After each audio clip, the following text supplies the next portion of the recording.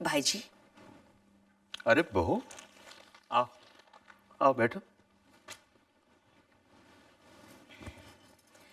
भाई जी, मैं आपसे कुछ बात करना चाहती थी। हाँ तो बोलो ना। भाई जी, हमने अपने बहू बेटों के भविष्य के बारे में तो सोच के रखा है, मगर आने वाली नई पीढ़ी के बारे में हमने कुछ नहीं सोचा। मैं मैं तुम्हारी बात समझा नहीं बहू। आने वाली पीढ़ी के बारे में?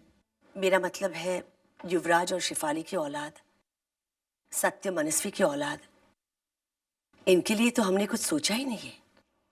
ओ, वो क्या है बहू के हमारी नजर बस पोते बहू तक ही सीमित रहती है। वहीं तक सोचते हैं जहां तक हमारी उम्र है या उसके आसपास। वैसे तुम्हारी ये बात सोचने योग्य है, लेकिन ये तो हेमराज की विल को बदलने वाली बात हो जाएगी। नहीं भाई जी, ऐसा तो कभी नहीं होगा और ऐसा गजब हमें कभी नहीं करना। मानसेन और सिद्धार्थ को इस घर में साथ साथ रहे 5 महीने पूरे हुए। कहीं इस नई बात को लेकर कोई नया हंगामा न खड़ा हो। पर भाई जी, मेरे पास एक रास्ता है। मेरी 25% प्रॉपर्टी मैंने मनस्वी को दी है। अगर उस रकम में से कुछ हिस्सा हम आने वाली पीढ़ी के लिए रखते तो। अगर अगर ऐसा हो सकता है तो हमें जरूर करना चाहिए बहू। अगर मनस्वी मान जाती है तो हमें बच्चों के लिए कुछ रकम अमानत के तौर पर रखना चाहिए। वो तो हो जाएगा भाई जी, मनस्वी को मैं मनाऊंगी, पर उससे पहले आपसे बात करना जरूरी समझा। ठीक है, तुम बात करो मनस्वी से। जी भाई जी, चलती हूँ।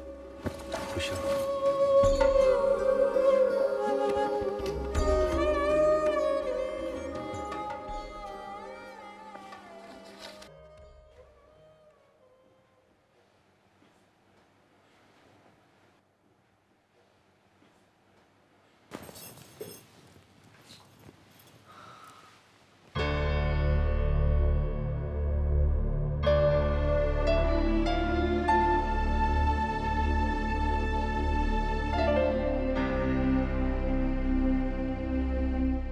क्या बात है?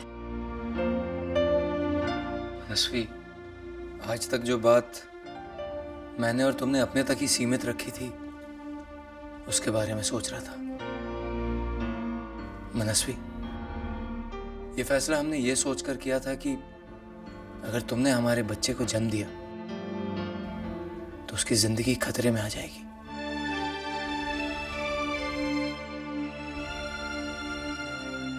लेकिन एक बात मेरे जहन में चल रही है।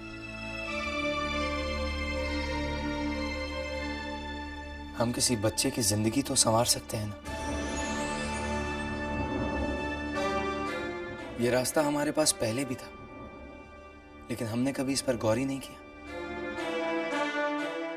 हम किसी बच्चे को अडॉप्ट तो कर सकते हैं ना। अचानक ये बात?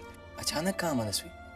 देखो, ये बात तो साफ है कि हम दोनों थैलेसेमिक माइनर हैं और हमारे बच्चे की जिंदगी का कोई भरोसा नहीं।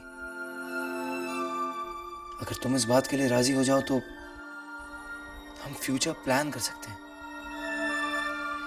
देखो सत्या, हमने पहले भी इस बात पर गौर किया था, लेकिन आज और फिर घर में हमने ये बात किसी को भी नहीं बताई है। अगर सबको इस बात का पता चल गया तो पता चल जाने दो ना मनस्वी, क्या फर्क पड़ता है? हम तो किसी के भलाई की सोच रहे हैं ना।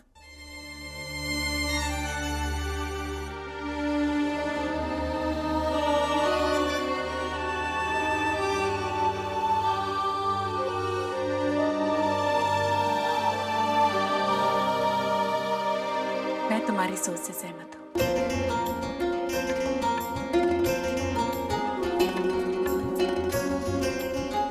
मुझे तुम पर नाज है सत्या।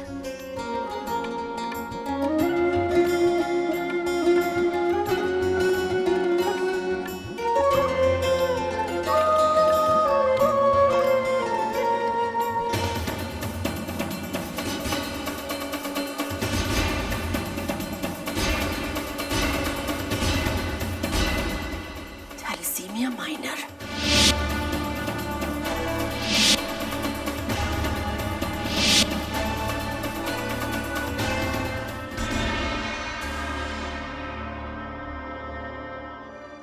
तुम्हारे अंदर जो राज तूने छुपा के रखा है उसकी बात कर रही हूं मैं। यहां तक कि शकुंतला और अर्जुन भी नहीं जानते कि तुम। हर औरत एक मां होती है मनस्वी।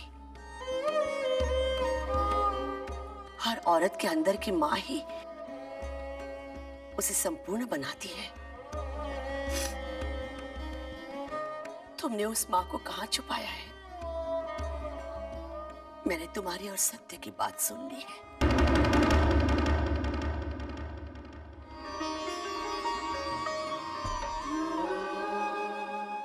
सच कहा आपने भाई साहब, सच कहा आपने। हर औरत एक माँ होती है, लेकिन ये बात मैंने और सत्य ने सिर्फ हम दोनों के बीच ही सीमित रखी थी। इसमें तुम्हारा कोई दोष नहीं है बेटा।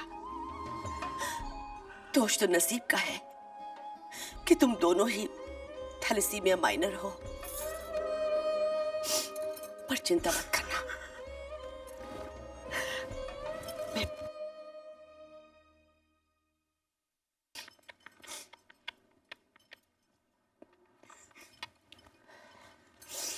हेलो डॉक्टर रेशमिया,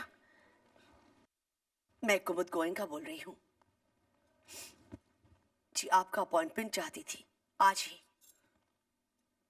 जी थैलेसीमिया का केस है। कितने बजे? Thank you.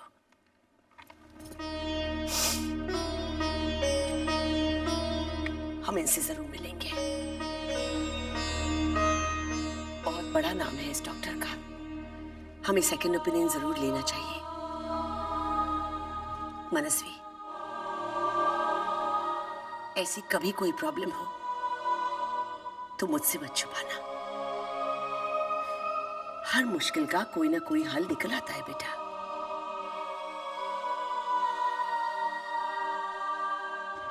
थैंक यू भाई साहब,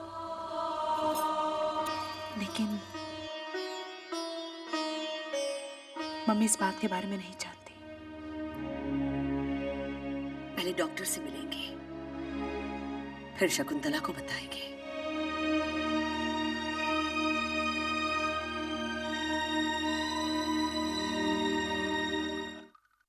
अच्छा हुआ बाइसा को ये बात पता चल गई। एक ना एक दिन तो उन्हें ये बात पता चलनी ही थी। अब हमें माँ को भी ये बात बता देनी चाहिए। सत्या,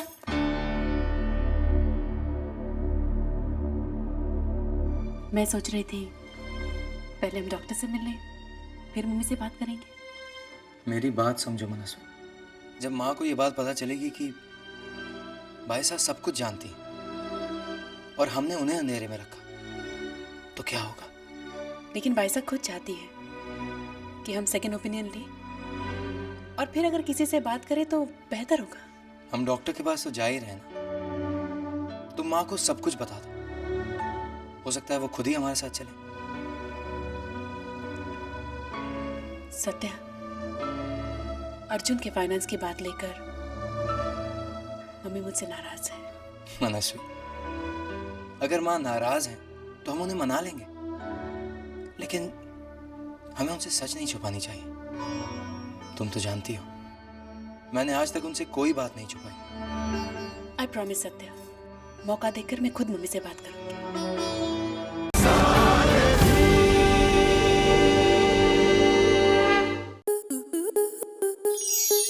स्टार प्लस के ऐसे ही और बेहतरीन लम्हे देखने के लिए सब्सक्राइब करें हमारे YouTube चैनल को।